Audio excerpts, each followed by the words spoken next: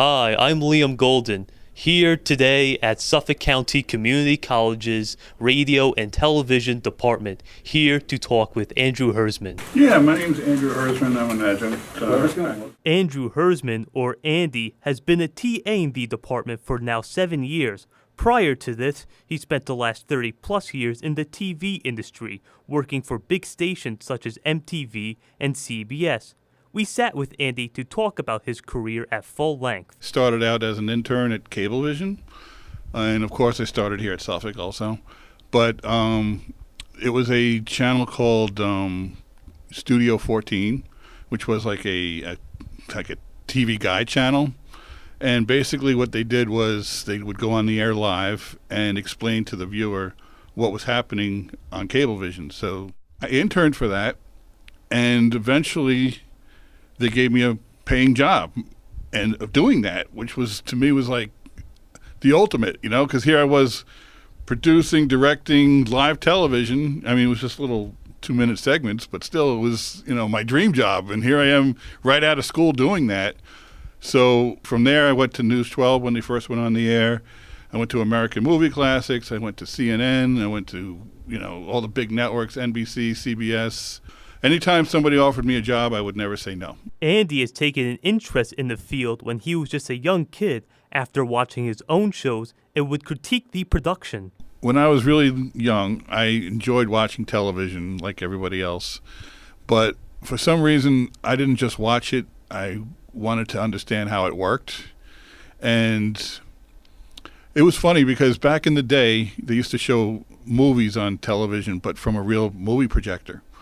And every once in a while, the film would break, and literally on air, it would say, "Please stand by," while they were fixing it. And since I knew how to fix film projectors and things already at a young age, I was yelling at the screen like, "I could do this, I could fix this," So I knew I could do it, and I knew I wanted to do it because, it was just something in my blood. So, I went with my passion. With more than 30 years of experience, Andy has shared some funny stories while working in the industry. I was working at News 12, and, it was live television news, right? And all of a sudden, a light bulb, because we didn't have LED lights back then. They were real hot lights, and it just exploded, went live on the air, right? So the guest, there was a guest, it was an interview. The guest jumped out of their chair, afraid, and the light bulb landed on their chair.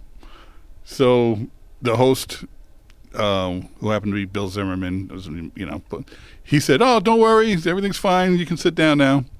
And he sat down on the hot light bulb. And yeah, he was screaming and, smoke everywhere on his butt. And he's like, and we were like, "Oh my God, this is live television." So finally they go, "Perhaps we'll take a break and see if we can clean this up." When you do live television, stuff like that will happen. So our TV student, Dan Earhart, has shared with us his thoughts about Andy. I love that guy. He's so great. He helps me with a bunch of my projects. Our TV professor, Carl Kalong, also speaks fondly of Andy. He's an incredible asset to what we do here in our TV. His expertise, particularly in our TV studio, goes beyond wonders, and he also helps a lot of our students edit. So his expertise definitely does go a long way in helping our students further their careers.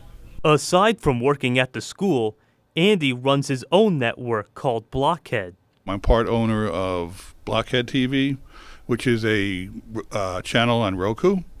And what we do there is we stream live concerts. And to me, this is a dream come true because it's always what I wanted to do, my own channel, my own business.